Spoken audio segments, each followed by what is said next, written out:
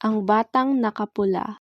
Ang Batang Nakapula ay isinulat ni Charles Perrault na may edad na 69. Nawala ang kanyang trabaho na sekretarya noong 1695 at noong 1697, inilathala ni Perrault ang Tales of Mother Goose na naging sikat sa France. Ang kanyang mga gawa ng mga kwentong pambata ay binabasa pa rin ngayon at siya ay tinatawag na tagapagtatag ng genre ng fairy tales. Ito ay isang kwentong pambata na mula sa Europe. Ito ay isinulat upang babalaan ang mga bata na mag-ingat at lumayo sa mga estranghero.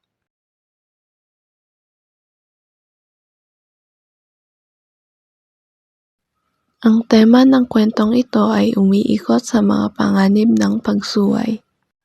Mga tauhan. Little Red Riding Hood.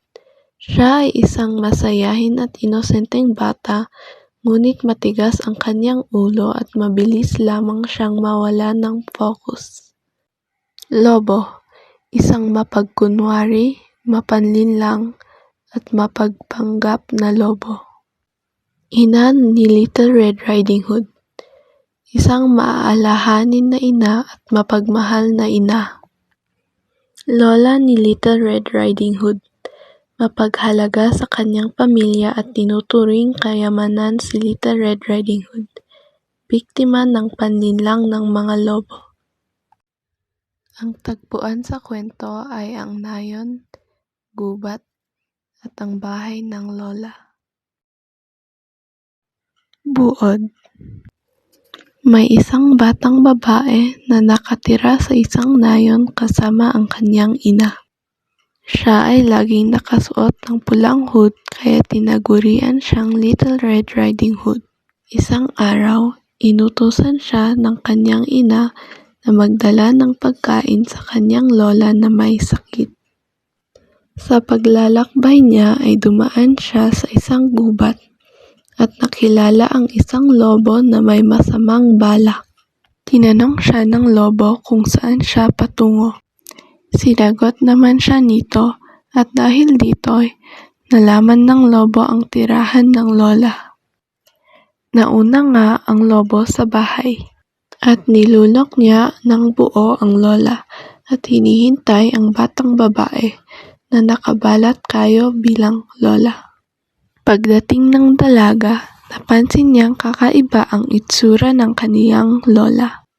Mabalahibo ang mga braso nito, malaki ang binti, tainga at mata at may mga pangil. Huli na napagtanto niya ito nang dambain at kainin siya ng lobo. Ang mensahe ng kwentong ito ay ang kahalagahan ng pagiging matalino at pagiging obserbatibo. Dapat maging matalino tayo sa pagbuo ng desisyon o paggawa ng kilos o kung ano rin ang dapat lumabas sa bibig mo. Pagiging obserbatibo ay mahalaga rin upang mapansin natin kung mayroon bang masamang balak ang isang tao sa'yo. Ang estilo sa kwento ay ang wikang ginamit ay simple lang para magsilbi sa mas malawak na madla kabilang ang mga bata. Ang feminismo ay isang teorya sa Little Red Riding Hood sa pamamagitan ng lente ng sexism at patriarchy. Ang pangunahing tauhan ay ipinapakita bilang isang bata na minamanipula ng isang patriarchal figure, ang lobo. Ang lobo ay isang karikatura ng nakakalason na paglalaki at kumakatawan sa patriarchy sa kabuuan.